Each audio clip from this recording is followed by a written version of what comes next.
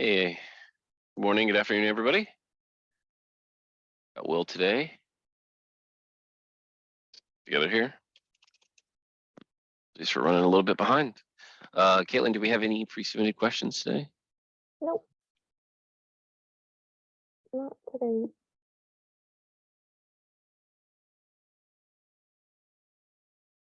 All right, go ahead, Mariah. What you got? Oh, let me click that button again. There we go. A quick question. We got the end of life message for version 6 this Mhm. morning sometime. So official end of life is June of next year. And what I want to check on is our development instance of decisions is actually housed at decisions. Will you auto upgrade if we don't do it before then, or do we still pull the trigger on that, knowing that it won't be supported other than the fact that it lives on your server? That is a great question. In all honesty, this is the first time we've actually tried to just start pushing anyone to upgrade at any point. So I don't know the answer to that, honestly. Okay.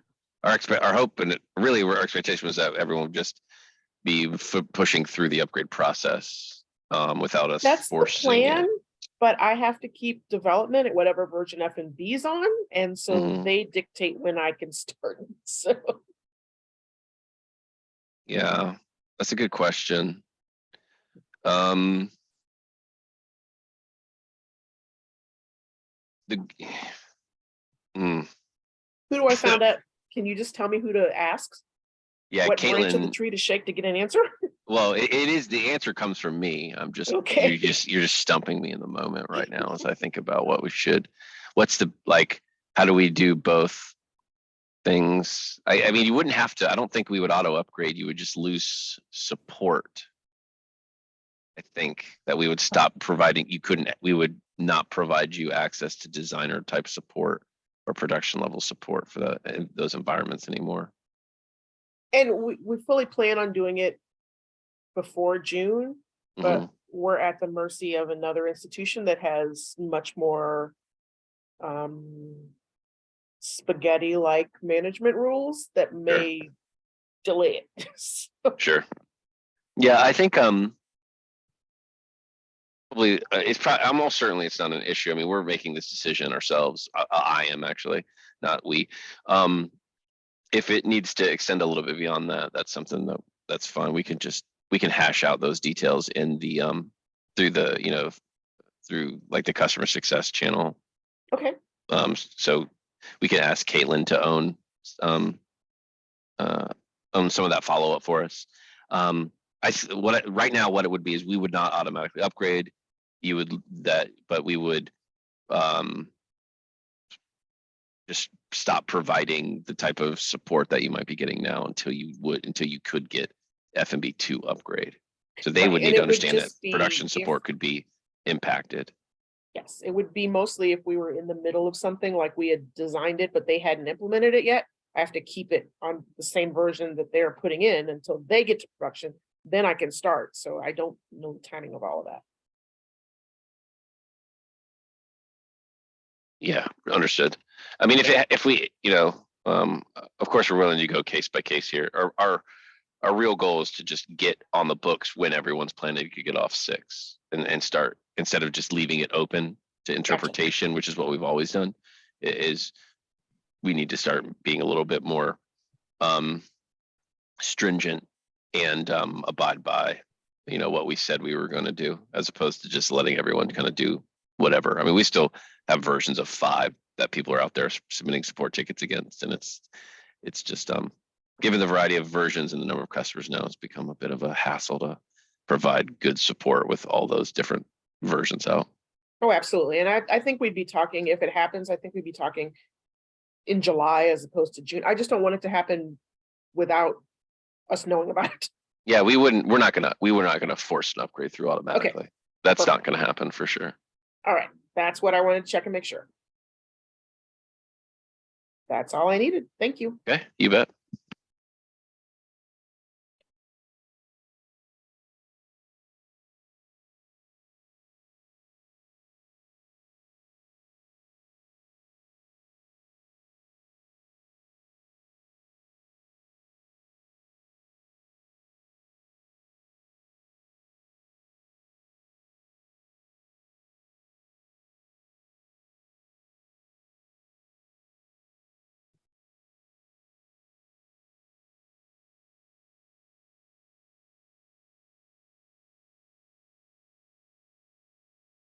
We have a small crowd today, so if you guys have any questions, let me know. Well, can you hear me still? Yeah. Okay, since there's no one else asking a question, can we talk a little bit about nested data structures? Oh, yeah, sure. What you got? So, an upcoming project, I'm gonna have a case entity with multiple levels of nested entities in it. Yep. So when I go to put the entity in it, in an entity, so, or entity in a case, whatever. So I have a case, which will be like a relationship, like the person who came in to open accounts, and they want to open 4 accounts. Yeah. So there's an account entity that I'm going to create. And Okay. I want to make sure that when I set that up, I have to obviously create the entity and then pick it from the list. And then since I can have multiples of them, I need to then click is list within the line item. Is that correct? Yeah, correct. But you Okay. can't have are you having multiple lists of the same data type? What do you mean? Like, let's say you have you have a case, your case type, and then you have like account for the person, right? Your Mhm. custom account object. Yes. And you could, I could imagine a place where you have like primary, you have like family, or just say you have a list of dependents, Mhm. right? And those are all accounts, and you have beneficiaries, and those are all accounts. They're the same data type, connected to one parent type, both as lists. Does that make sense? Yes, that is possible. Is that what you're intending? Is that like one of the things you're intending to, you're going to hit some validation issues requiring you to use like special database table naming if you're doing, if you're having a design like that, just as a note. Where you'd have So, multiple lists of the same data type inside of a parent type. okay, when I'm using account, I'm using actual like monetary accounts, not user accounts. Sure. Like bank accounts. So Sure. let's say I have a case entity, which we're going to call Will Pedersen. And Will, when you come in, you want to open 2 different IRA accounts. Mhm. So I have a type that is IRA account, and I have a type that's, IMA, trust, whatever else that might be. Mhm. Let's just say checking account, make it easier. Okay, so you're going to have 1 checking account, that's fine. And then you're going to have 2 IRA accounts. So that's why I need the is list, so I can say that you will have more than 1 IRA. Does that make Yes, sense? it's fine. Yeah. Okay, so that's not the kind of conflict you were talking about? No, it'd be like if you use the same data type for IRA and mutual fund. Oh, no, Right. no, no. No, Yeah. I'm gonna make them all independent of each other. Most of them won't be used, which that's fine, correct? I can ignore it if Mhm. you don't want to open a mutual fund account. I can Of just course, ignore yeah. the fact that it's there, but Correct. give you more than 1 IRA account. Yeah, there's no requirement that you use it in any way. Correct. Okay, perfect. That's all I had. Thank you. Okay, you bet.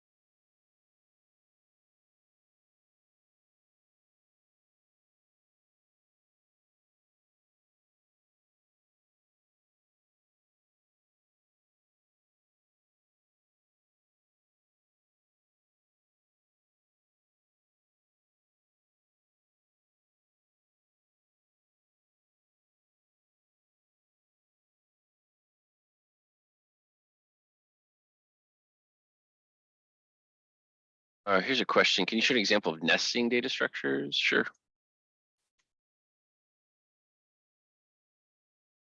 Here.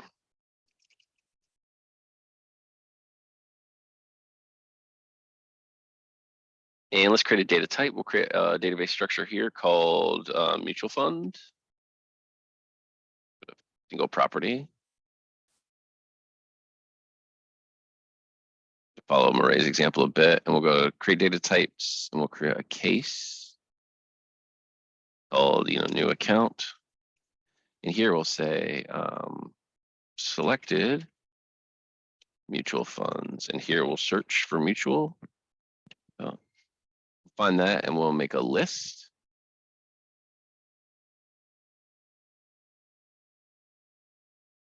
Now, in my data type nesting, if I come and create a flow, I find my create step.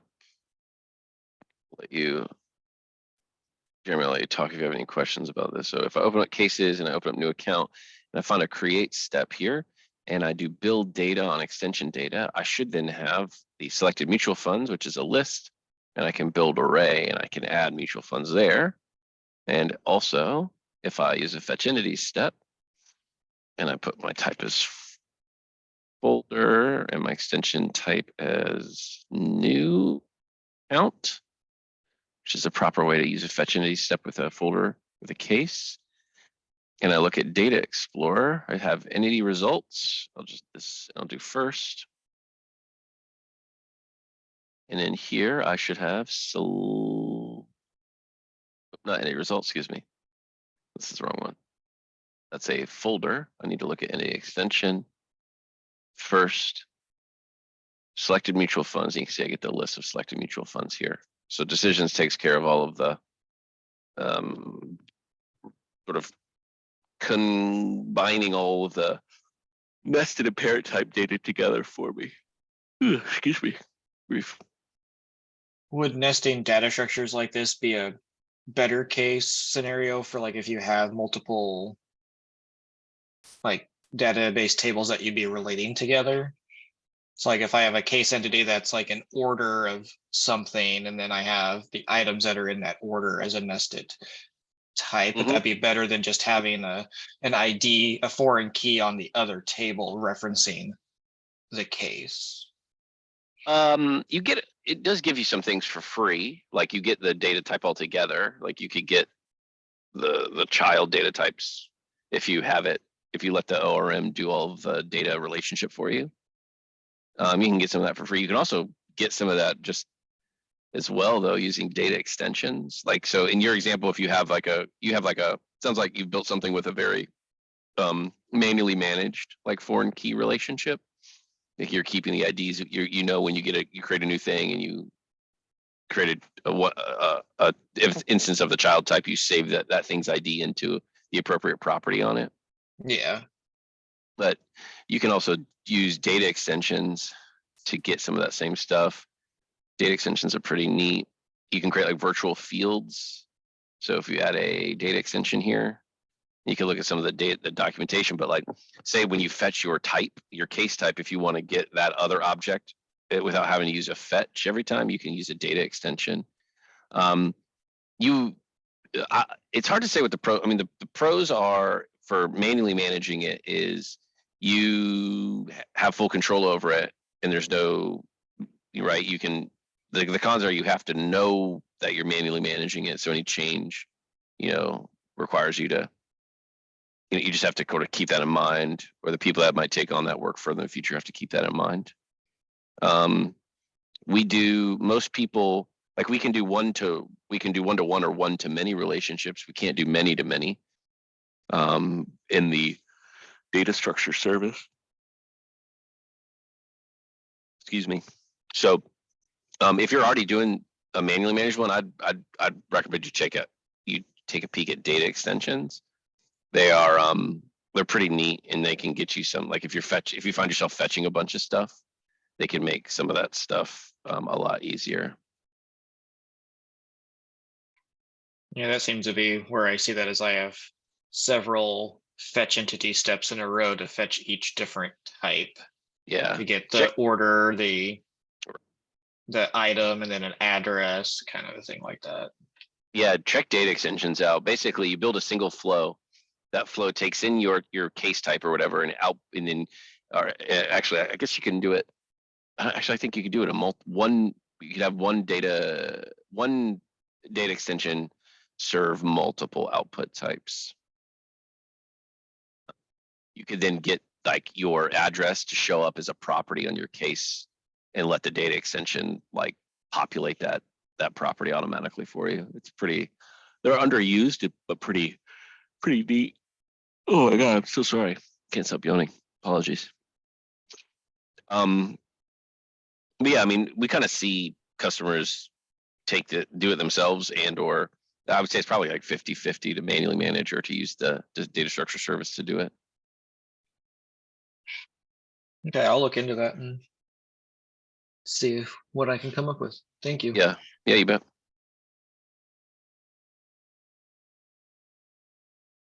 It's really just the two of you right now. So anything else you guys have, let me know.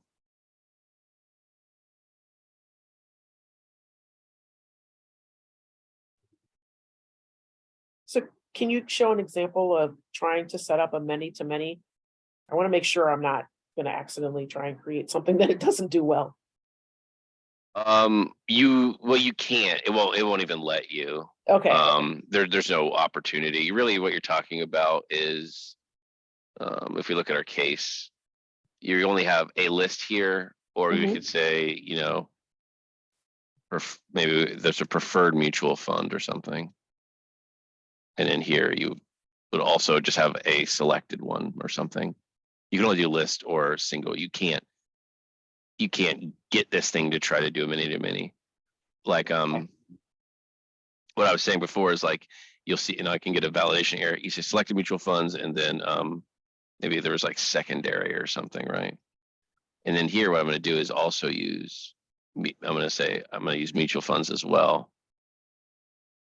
And then it's going to tell me that because both of these, the way we save these things off, I need to use override field name, or otherwise I can't use this, and that means I have to come in here to advance. I need to use, override field name and provide custom field names and things. So this is just a place, given how we save things, where recently, but we identified some areas where some data could get lost. Oh man, I'm so sorry. But yeah, you can't do a many to many at all. And through here, you have to build flows to handle that kind of logic very intentionally. Okay. And so that's within. So I'm going to have additional entities nested within the entity. So mutual fund will have its own nested. Sure, that's not a problem. Okay. Can I use the one? So let's say mutual fund, because it's going to be an account, a mutual fund account, which is going to have maybe multiple people associated with it. Mm-hmm. That's fine too. Yeah. Okay. And then I can use that same people list, if you will, in an IRA account type, because they're not trying to go back up towards the same thing. They're not going into the same data structure, correct? Yes. Mm-hmm, sure. Okay. Just wanted to make sure. Yep. None of those are a problem. Okay.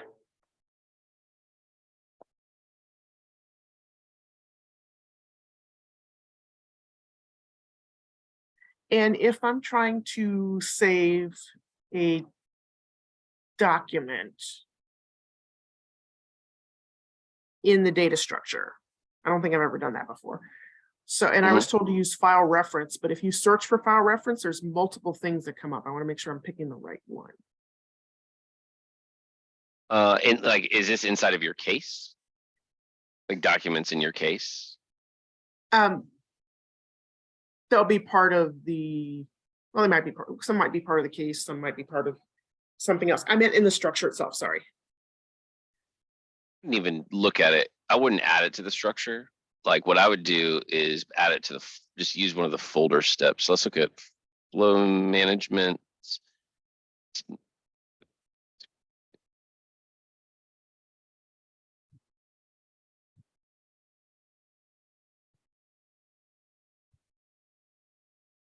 Yeah, add file references to folder. If you give this the case folder ID, you can put file reference entities inside of your folder. Mhm. And then, Without saving them to the actual structure. yeah, exactly. They'll be bound to the structure by the folder ID, like they'll share that folder ID. But this would be the easiest way, like all, if you need a bunch of sort of information from the user who's requesting these things, you could deposit it all with this add file references to folder step into the case folder. Okay, and that's the best one if I then need to turn around and take the information out of the case folder, like take the file, if you will, out of the case folder and send it to another system, zip them up and send them off. And it is Oh, yeah. then file For reference. sure. is what Yeah, it that'd be, means. yeah, Okay. yeah, because then you can just fetch the file references from the folder and then pass them to a zip step. Yeah, no, Okay, these file reference entities that you get here are the preferred file handling pattern that we have right now. okay. And as long as I name them the same thing, there being multiples of them, or Oh yeah, you as can long have, as I name them different things, rather, there being multiples of them would not matter. technically they can be named the same. There's no reason they can't. But yeah, multiple copies of of files in the folder don't cause any issues with the system at all. Okay, perfect. Thank you.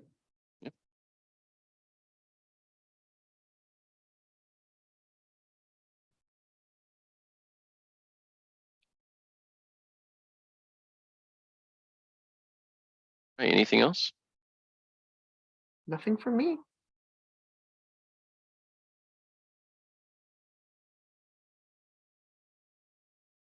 Okay. All right. I think we'll call it a day then. Getting close to 12:30, and it is just the two of you. So I appreciate you guys joining, as always, and we will see you tomorrow. Thank you, everyone. Have a great day. Have a Thank good day. you.